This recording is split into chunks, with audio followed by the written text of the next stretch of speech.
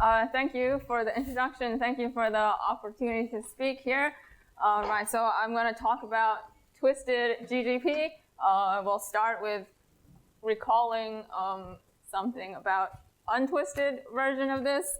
So that is the GGP conjecture for unitary groups in the Fourier-Jacobi case. So that's for restriction from a unitary group times un times un restriction of representations to the diagonal. So we first have some notation. Okay, so let E over F be a quadratic extension of number fields.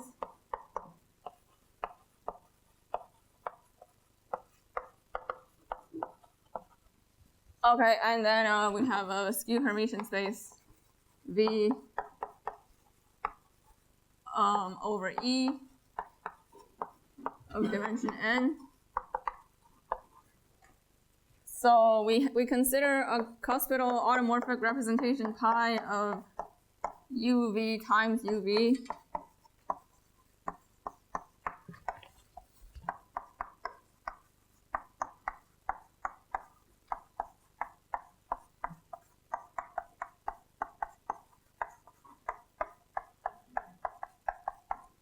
Okay, so we're like interested in the restriction of this representation to the diagonal UV in particular. This is the Hom space we're interested in. So it's just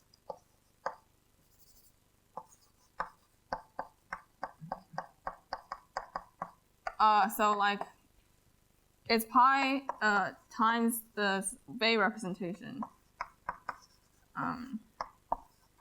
To see, we're here. Okay, so this omega psi mu, we also just know by omega, is the Bay representation of the unitary group.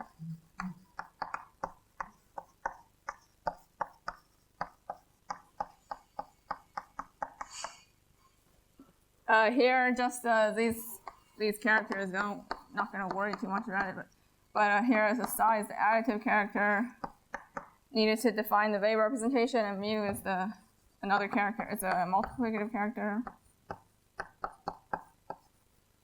of AE cross that is needed also to define like the splitting to Mathématiques group or whatever. It's just what is it? So mu restriction to A of cross is the quadratic character of E over F.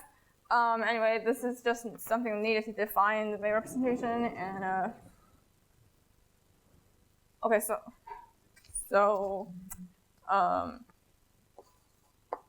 this Bay representation is realized on the source space of polarization. Of a Lagrangian. Of V.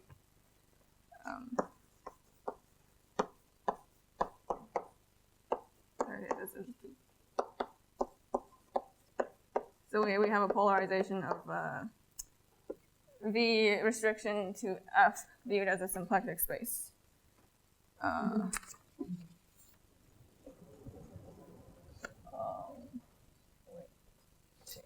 Is this? And then we define the Fourier-Jacobi period.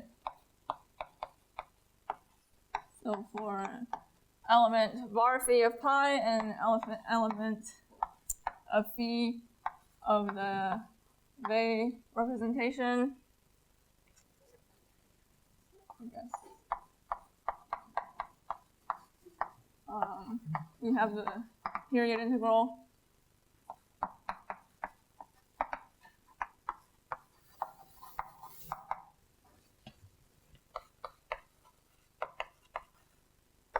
And it's just, as we've seen, like we integrate over the unitary group automorphic quotient, CH times the theta series.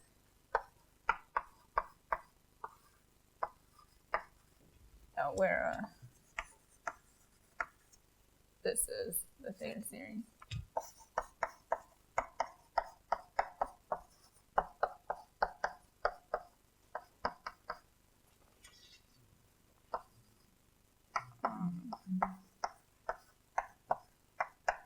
Okay, so this is the period integral. It gives us an element of that Helm space, and the so the GGP conjecture, it says that there's it relates this period integral being non-zero with the L function, the central value of this Rankin-Selberg L function being non-zero. Okay, so like this GGP conjecture in the Fourier-Jacobi case has been proved using relative trace formula approach by these people. Like the relative trace formula was first stated by Yifeng Liu, and okay, it's been proved. I can't.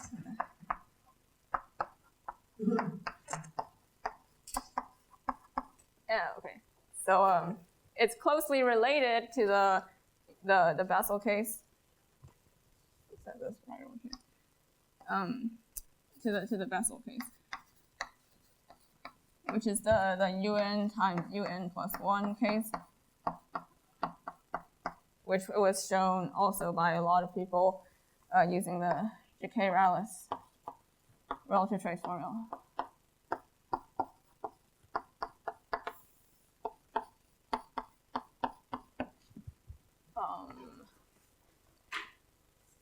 So now I'm going to talk about twisted version of the Fourier-Jacobi case.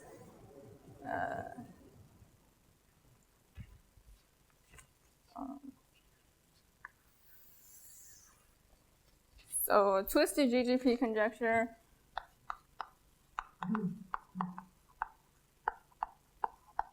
is when instead of having UV is a subgroup of UV times UV, we have like another quadratic extension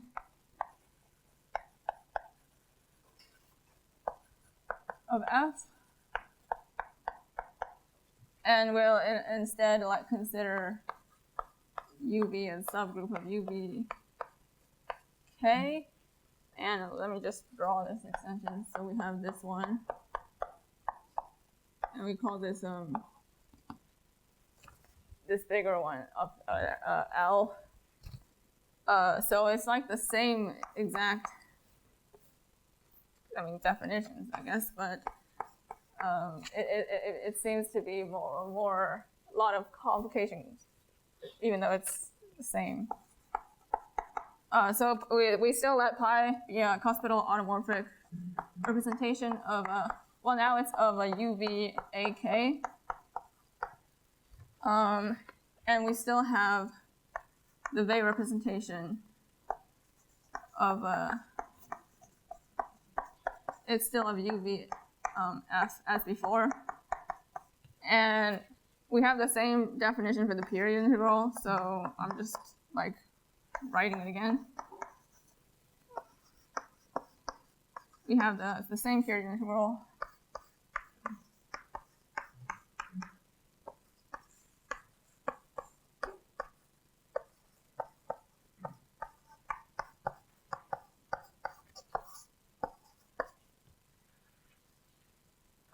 So like it's the same situation. The Fourier-Jacobi case that we just talked about is the case when K is F times F, but yeah, so it's like a special case. Yeah, so this is still the period integral, and now this is the conjecture is like that the non-vanishing of this one is related to central value of aix-marseille L function. So let me just state the more precisely. So I will write big pi to denote the base change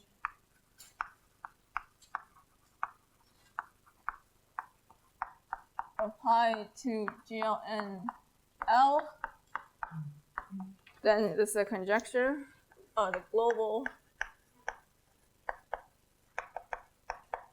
twisted Gan-Gross-Prasad.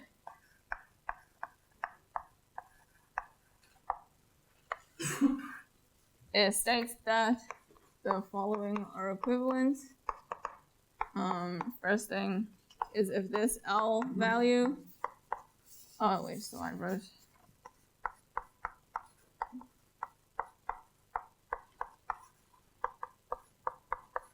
Is non-zero, and this is equivalent to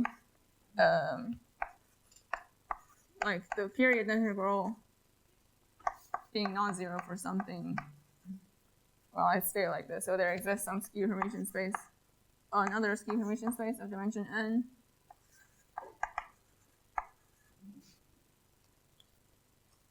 Oh, I didn't even write this correctly.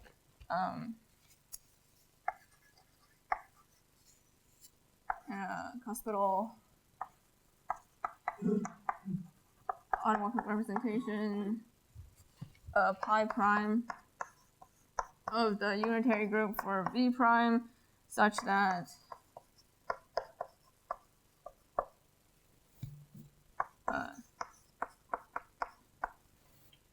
base change is also pi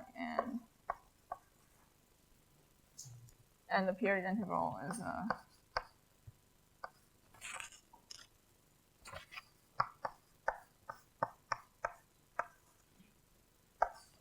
not identically zero.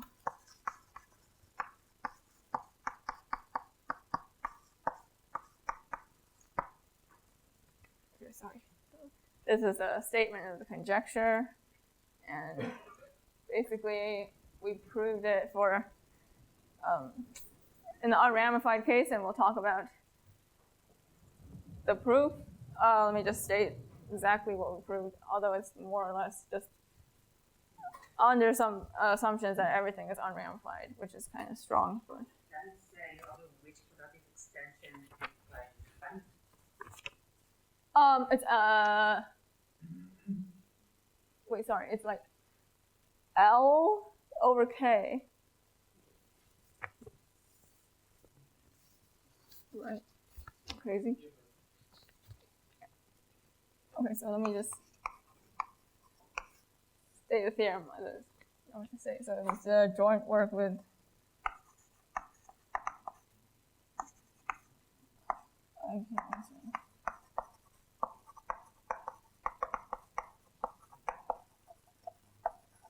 okay, so like under a bunch of assumptions, which I'll write down quickly, I guess.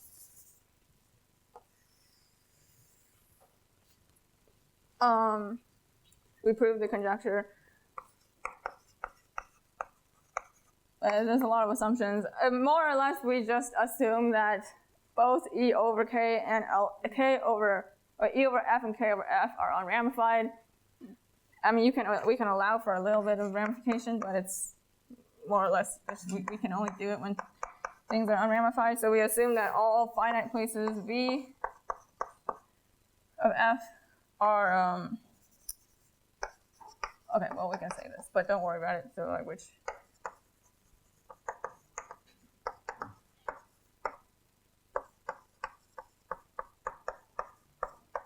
We can also assume that everything which is ramified in one of them is split in the other one.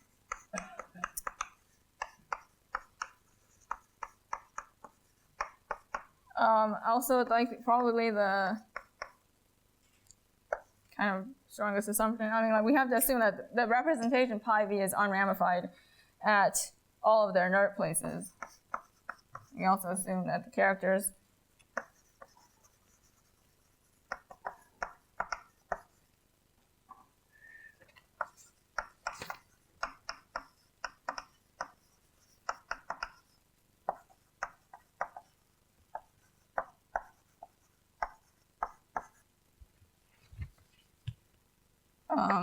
let me just finish it. So we assume that all the even and all the Archimedean places are also split in both because we just I can't handle it yet.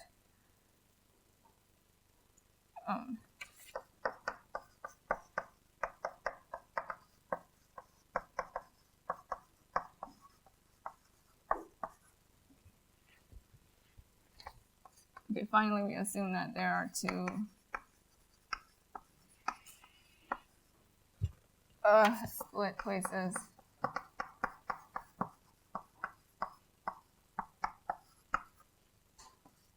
Okay, we assume that pi is supercuspidal at two split places, split in both E and K.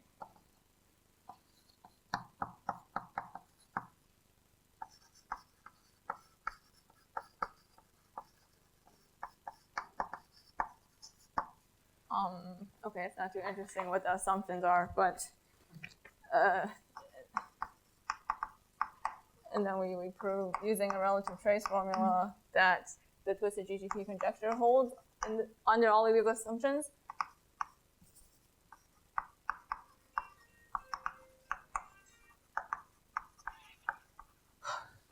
Okay, so that is what we prove, and we'll talk about how it's proved. So it's proved like in the other cases of GGP for unitary groups using a relative trace formula comparison. So I mean, just put some notation here first.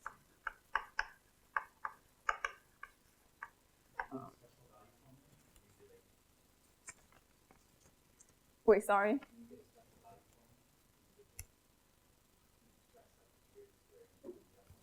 Oh,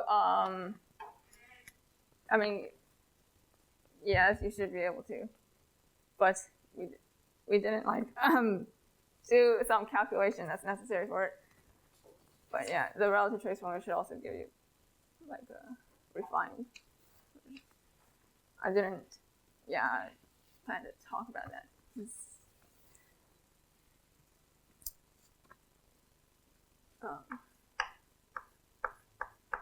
So like here's the notation I just write. So G is a reductive group over F, and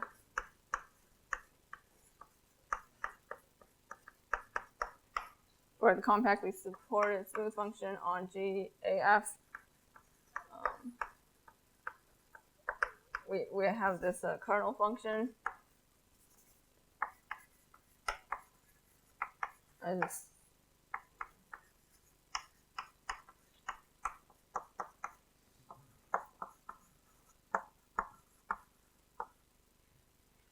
So there's a function on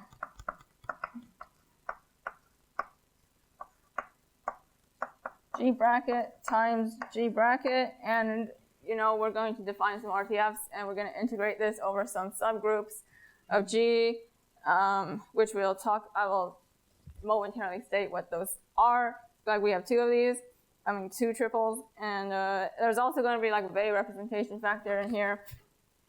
That's annoying, but it's necessary.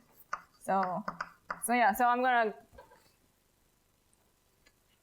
define like two RTFs now. Maybe I should use another board. Oh shit! Sorry. Yeah, I wasn't supposed to. I was told to not move the board, but I already did it. Now I don't know how to use this. So I won't. I don't know how to use these buttons actually. You can trial and error. So I don't even know. Okay, that's. So the numbers reflect Okay. to one is the closest one to you. Oh, okay. So I want to move that one. Oh.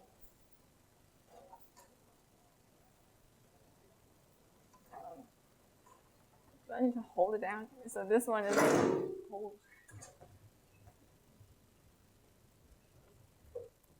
Sorry. Okay,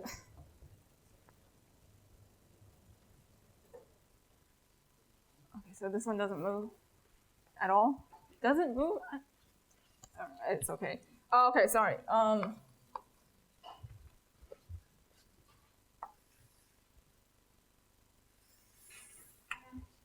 Okay, so on the unitary side, we're going to find one relative trace formula that this one is related to the period integral.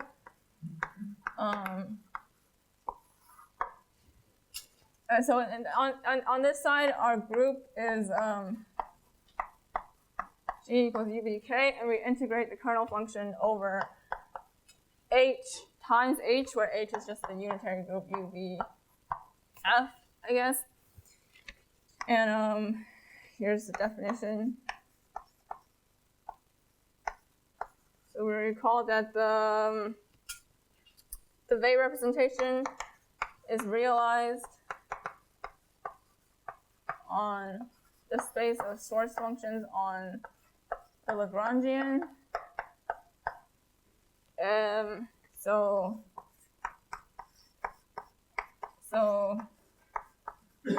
we have like this is making no sense. Okay, so we have like a test function f v1, v2, where f is a compactly supported smooth function on G, AF, and also two elements of this source space.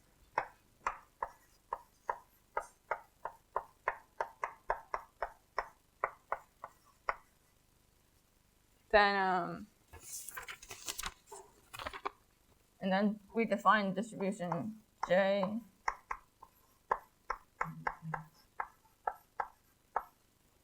by integrating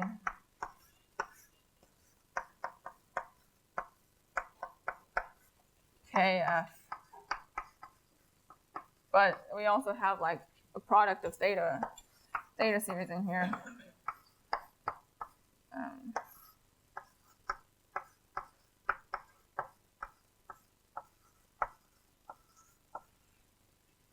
Okay, sorry, so I don't know if this makes any sense. So this is the RTF on the unitary side that we use to relate to the period integral, and on the other side, we have an RTF that is related to the L function. So here we take like the triple GL and G prime is GL and L, and then we'll integrate the kernel function over the subgroups GLN E and GLN K.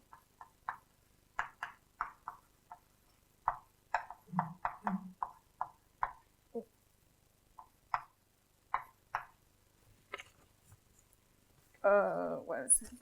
So on this side also there's going to be a Weil representation, but it's the Weil representation for GLN,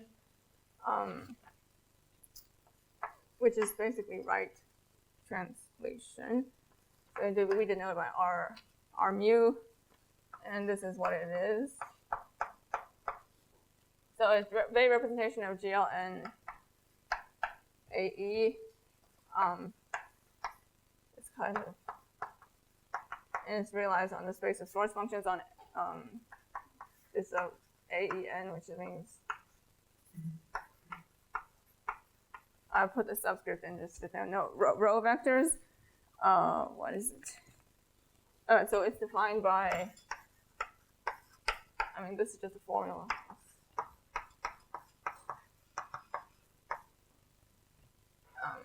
So like,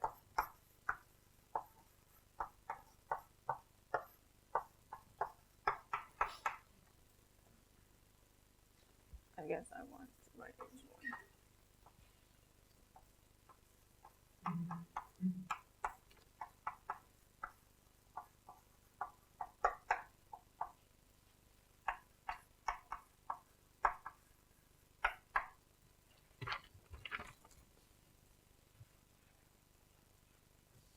Right.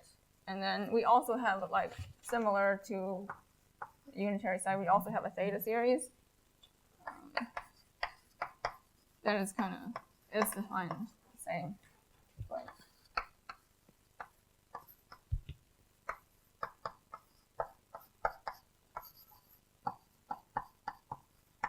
Okay, so this is the formula for the theta series. It's kind of the same as it was.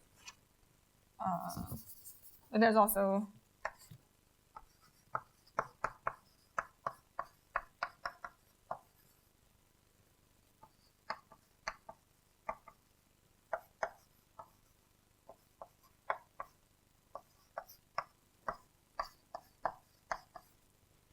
so that's the theta series for the GLN side, and we define a distribution on a test function.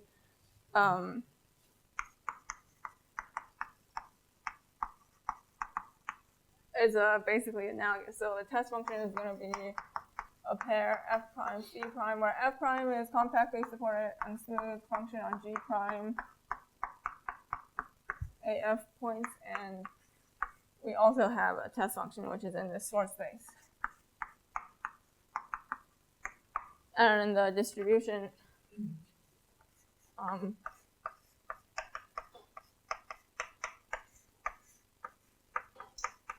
is the integral over h1 bracket times h2 bracket, again,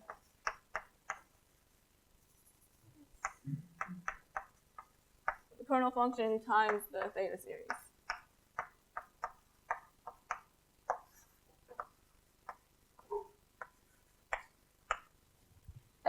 So we're gonna like compare these two, I guess, as we said, like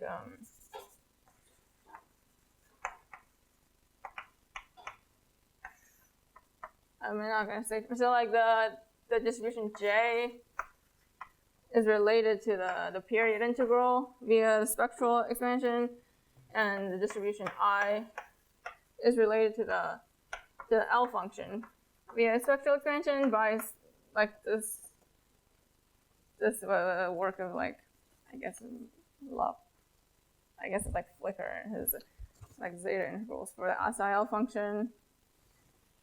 And I'm not gonna go into the spectral side too much, and we're gonna talk about geometric side of these relative trace formulas because I guess that's where it's kind of different from previous cases of the twisted, of the Gan-Gross-Prasad for unitary groups. And right, so now we're going to talk about the geometric decompositions of I and J. Let me kind of erase forward.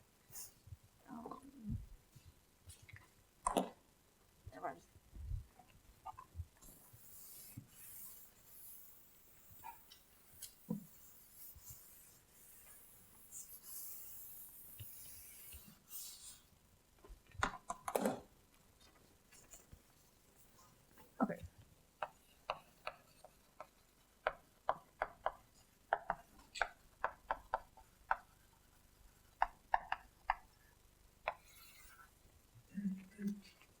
Okay, so I'm gonna put some notation here again.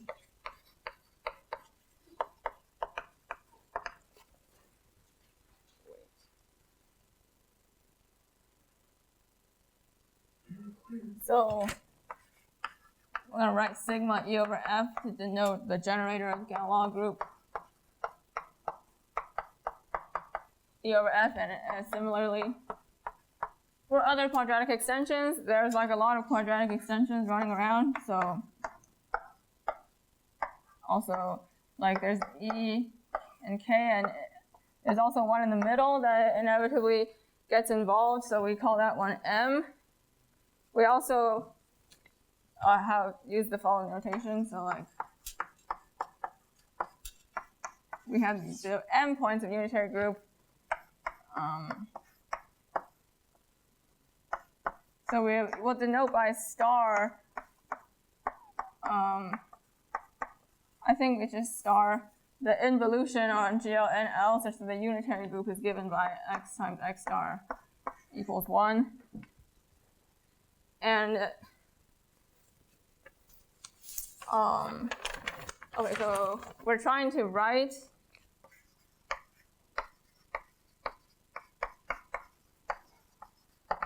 like I and J as sum of orbital integrals, something like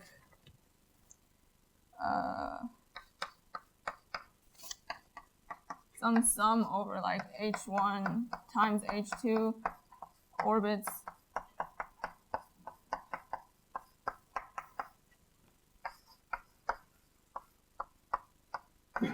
of G prime F, and similarly we're trying to write J as some sum over H times H orbits of G F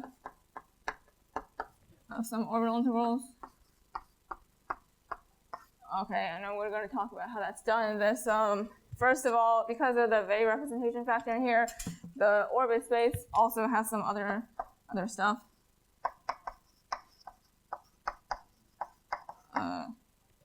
And over here, there's also some other stuff that and it's kind of complicating matters.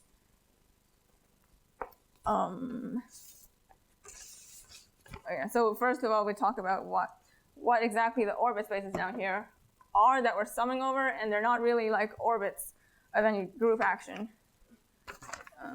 But we have to define them a little bit differently.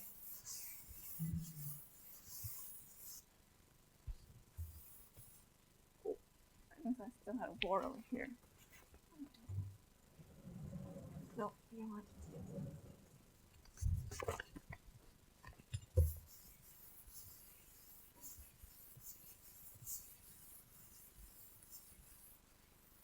Oh, so because of the Weil representation here,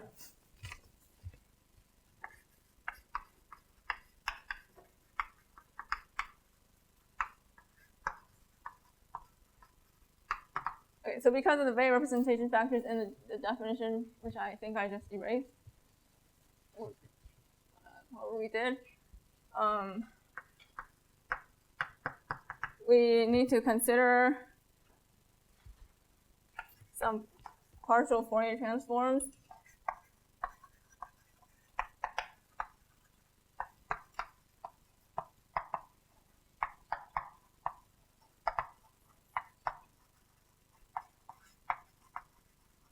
So the partial Fourier transforms we need are like,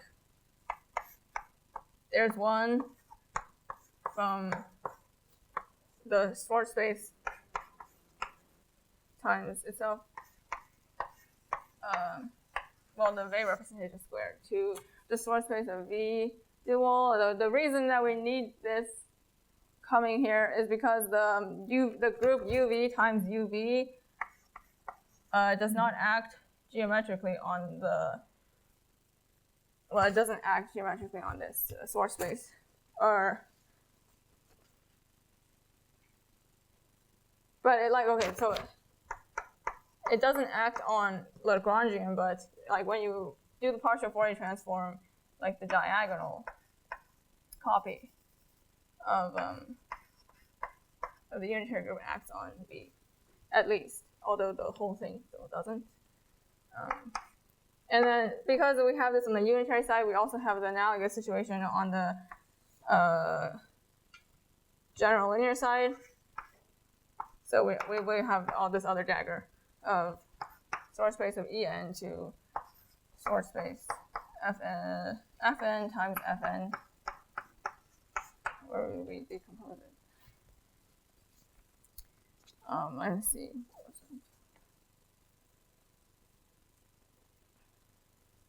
Okay, so this is just something that needs to get involved, I guess. We'll not say anything about that right now.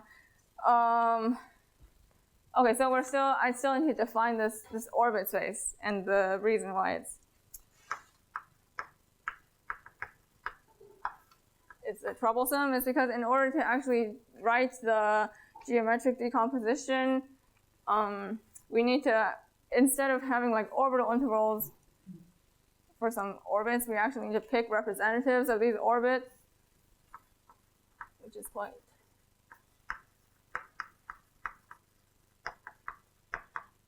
bad. So we actually need to pick some representatives of this double cosets, like H1 mod G prime mod H2, and wait, when does this talk end?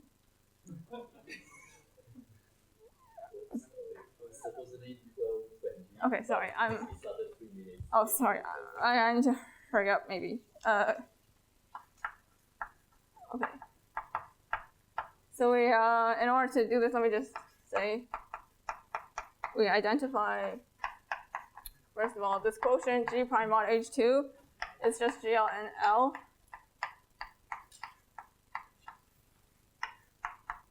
Mod GLNK, and we can identify that quotient with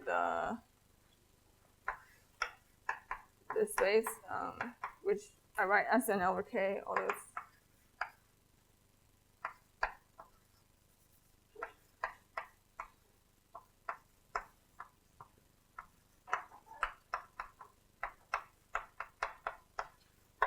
And then we can we can then just reduce it to considering the action of H1 on this quotient. So H1 we call as GLN E.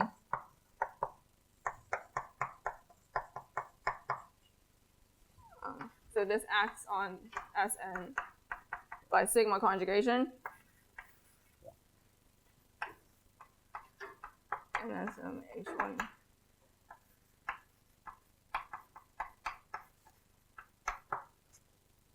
And then we pick some, representatives of the sigma conjugacy class in Sn, I guess. Only some of them. So we need to also put some extra conditions on the representatives that we can pick. So we say that, like, an element of Sn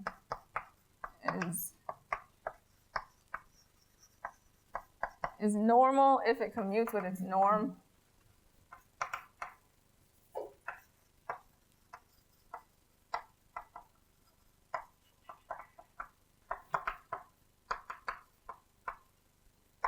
By its norm, I just mean like gamma times, like it's L over M norm. So it's gamma times sigma L over M gamma, which, okay, it's equal to this. It's just what it is. And the point of considering the normal ones is that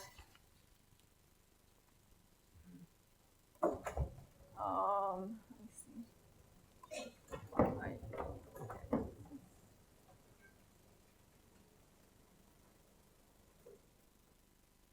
And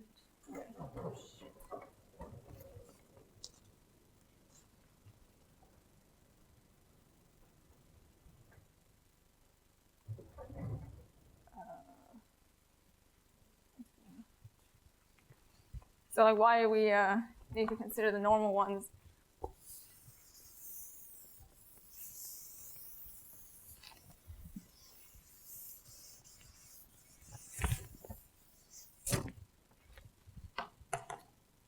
Is that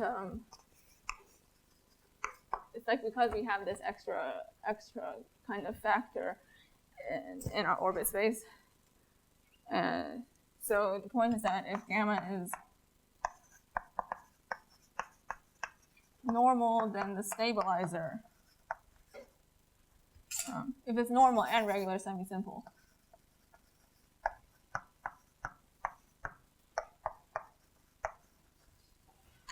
then the stabilizer of gamma in GLN E is actually contained in GLN F.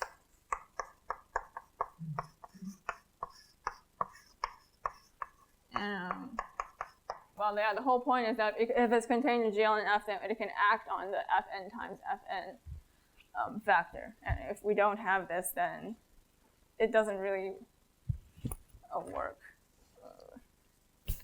And also, yeah, we can just show that every regular semi-simple orbit does contain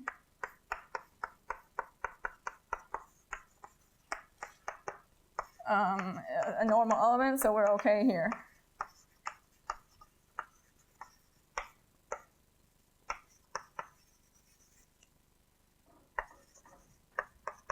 And let me just, I guess, say that in the Fourier-Jacobi case, it's like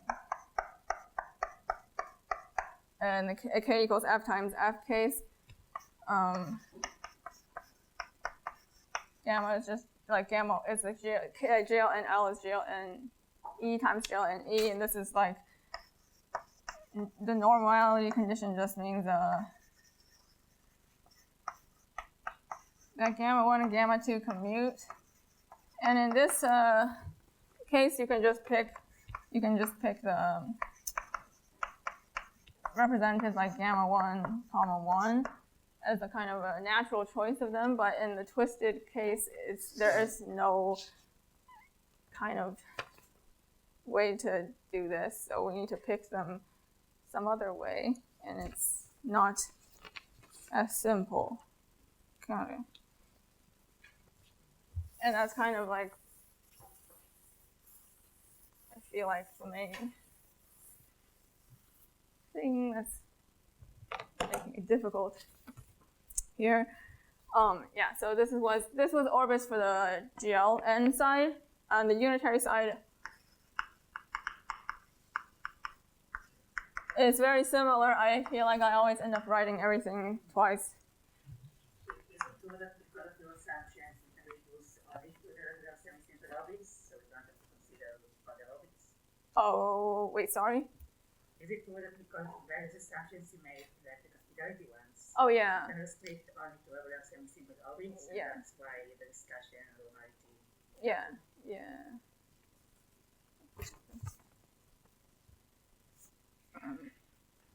Yeah, so on the unitary side, we take representatives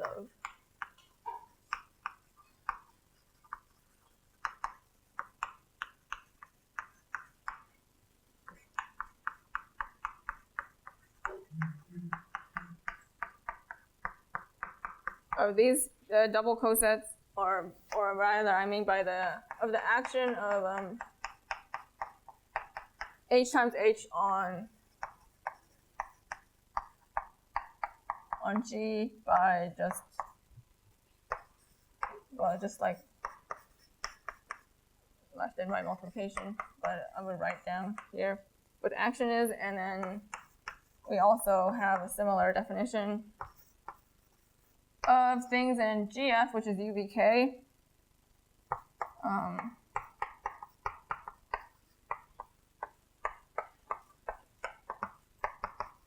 It's say that it's normal if it commutes with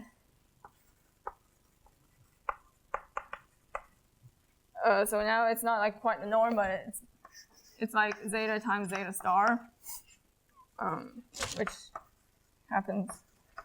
Can also write it like this, but it is like kind of like the norm, and analogous to this lemma over here. It's if zeta is normal,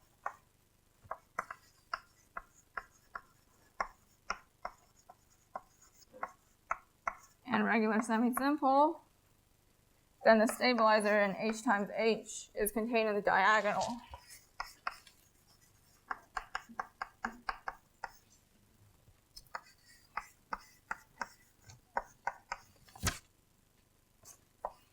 It's contained in the diagonal. And so then because the stabilizer is contained in h, we can let it act on the V dual part over here. And the other thing is that it's not quite true that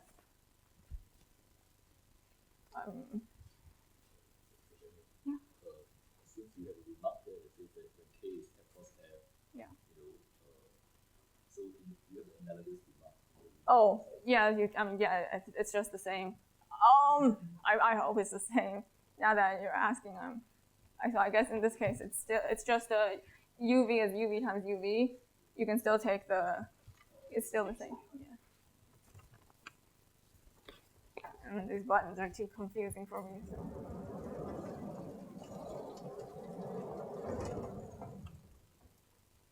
So. Wait, maybe I'll write over here. So, no, there's no space. Oh, this is nice. Oh, maybe I should.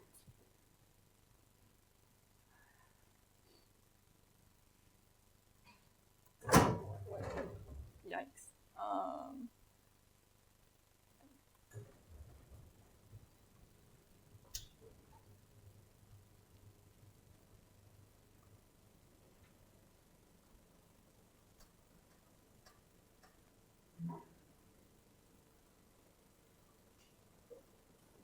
This is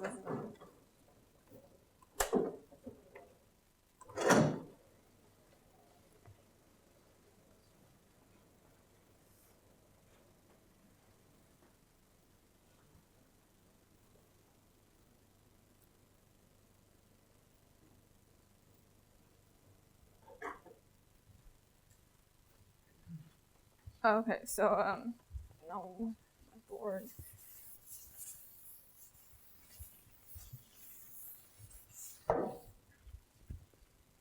Right, so the thing there is that not every not every orbit does contain the normal representative, but it's not really. I mean, maybe that's an issue, but I'm not, like, whether or not it contains it or not, it's just that the orbit of a regular semisimple zeta contains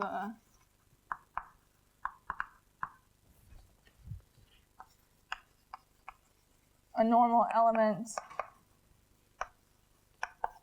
if and only if they're actually like matches, if it actually matches with something on the general linear side, I guess.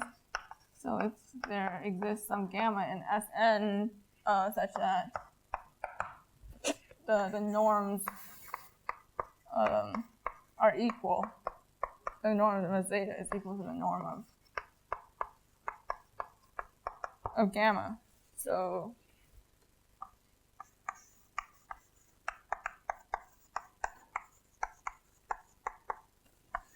I guess it may be a little strange, but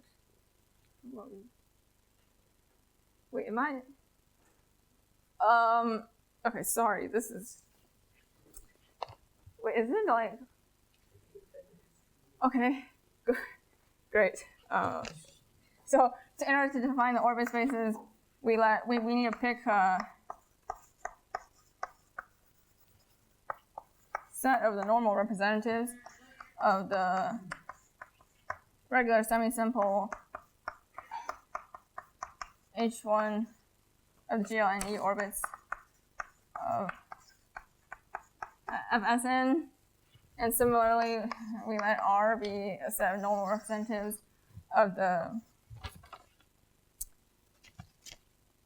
regular semisimple H times H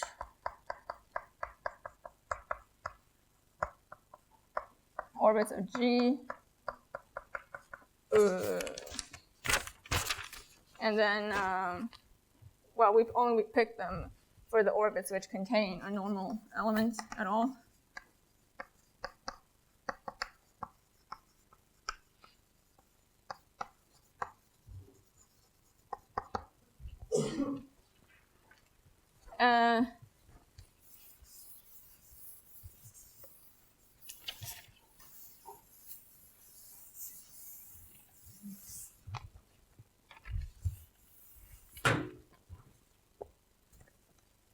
And then the orbit spaces are defined as follows. So it basically is like the representatives, but we have this extra factor coming in because of the Bay representation and this partial Fourier transform. So the elements of the orbit space for the GL side are like some element of S times some element of Fn times Fn. So it's this set under this equivalence relation where we say that like gamma xy, we just let the stabilizer of gamma act on the Fn times Fn part.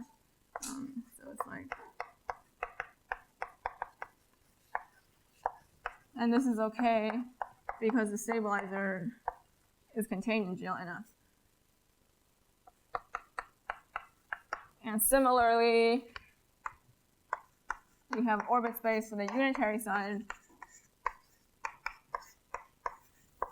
which is equivalence causes an R times V dual, where we let the stabilizer of the element of R act on V dual.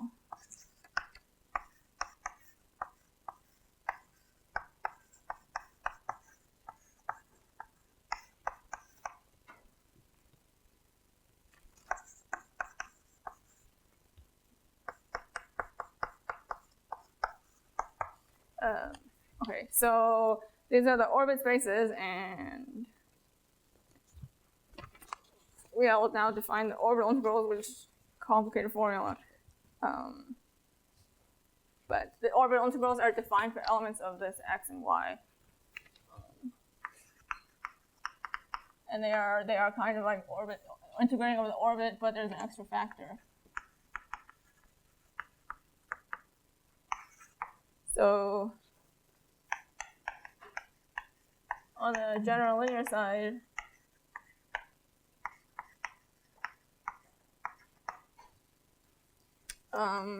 we have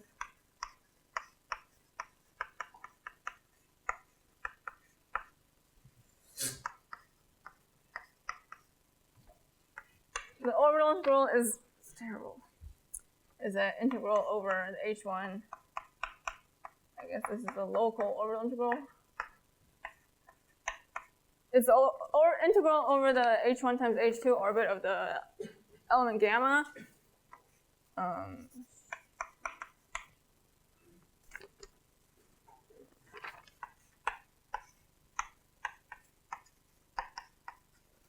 So we let xc be element of GL in L such that gamma is a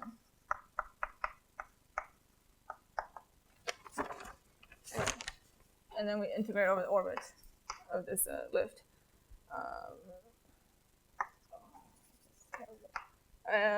So I'm trying to write this formula.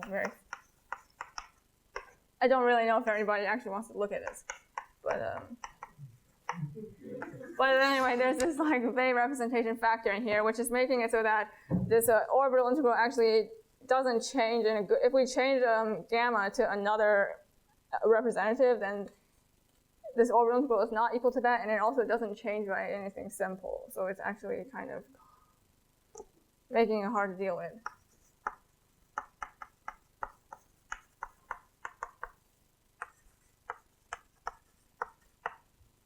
And then similarly, we have the orbital integral.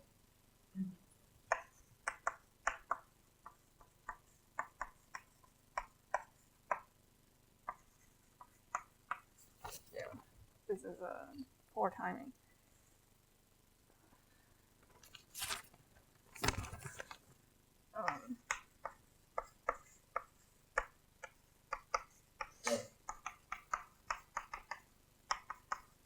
So it's again just more or less like we integrate over h times h orbit of the zeta.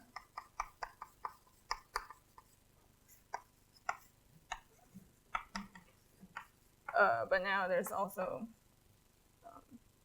like partial Fourier transform of the Weil representation.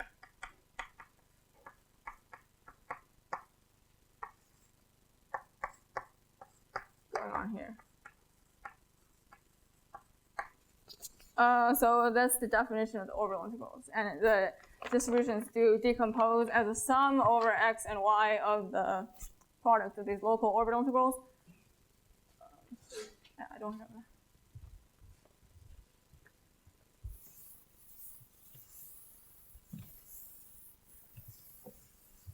And then I guess I'll just say that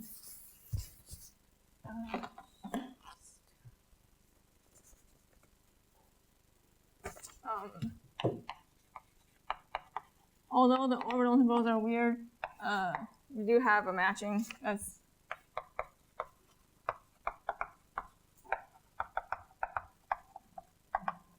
This is not really a problem, so we do have a bijection between the orbit space for the GL side and the disjoint union of the orbit spaces for unitary groups as we take over all the isomorphism classes of skew-Hermitian spaces. So we have some kind of matching, and then we're not going to talk about what that is. That doesn't matter. And then we can say that test functions match, like locally, these test functions f prime, phi prime, matches with a collection of test functions on the unitary side.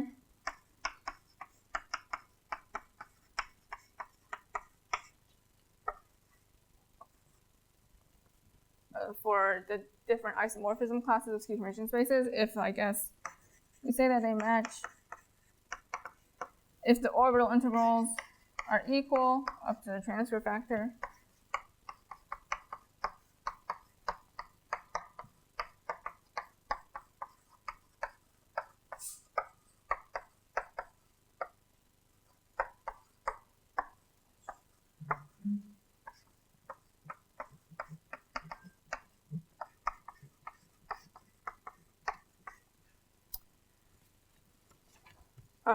So if their orbital integrals are equal for all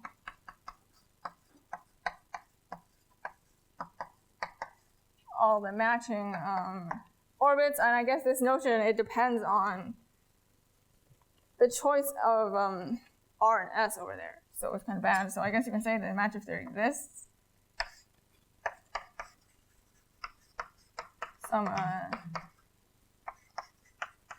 choice of S and R, maybe, but yeah, it does depend on it. Because the orbital integrals depend on S and R. Sorry, am I gonna make us late for lunch? Okay, so like this is the notion of matching or transfer, and that's like I guess I just don't want to move this board one more time just to write this. So I'll just I still have.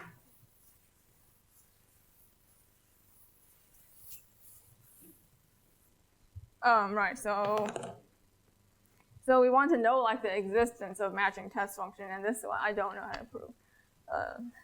But like we can have some results on that by easy methods. So like as with many cases, like the case when V is split in E, like the orbital integrals are pretty much the same. So it's easy. You can just write that the orbital integrals, they're the same.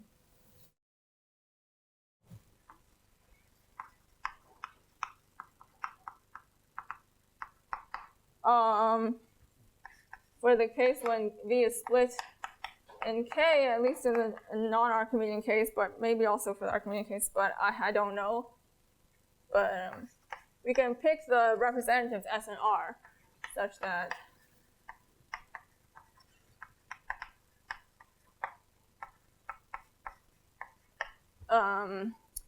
that the orbital integrals will reduce to the Fourier Jacobi case, and Fourier Jacobi is this case globally.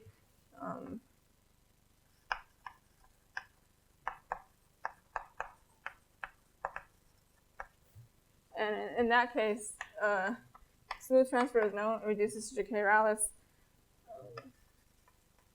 And then similarly, like also for the, I guess, for the unramified case, or maybe I should say like the fundamental lemma also reduces.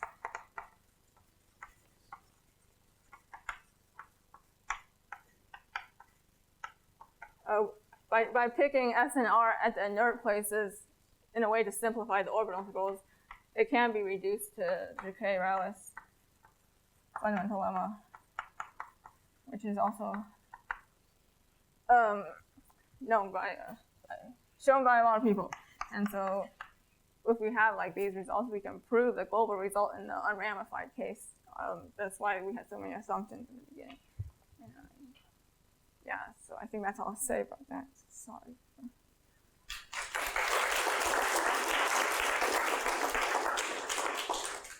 Many questions for Danielle. Given the time, maybe we could have one question.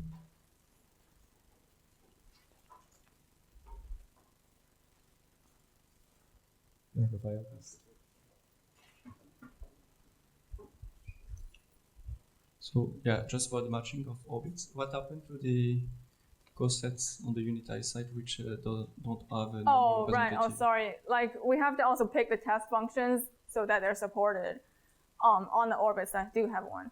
Like at the split places, everything has one, and then the unramified test functions are supported in the orbits. But this is really a bijection. On the right-hand side, you have only... Yeah. So there is brackets. It's only the cosets admitting a normal representatives. Oh, sorry? So you can ignore the cosets that don't admit a normal representative. Yeah, they don't match. You still get a bijection. Yeah, so only the ones that have a normal representative have a match. Because it's quite clear, I guess, because the ones that have a normal representative are the ones whose norms are equal to a norm. I think I erased the thing that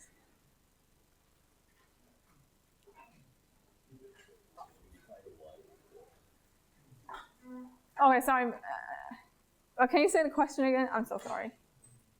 No, I was just surprised that so you define this notion of normal Yeah. representatives of the regular semi-simple orbits, Yeah. which I guess is just to understand the restriction of the tensor product of the representation to a stabilizer geometrically. Yeah. But here it seems to say that so the cosets which don't admit a normal representative do not correspond to Yeah, any they don't. orbit on the. I don't think they do.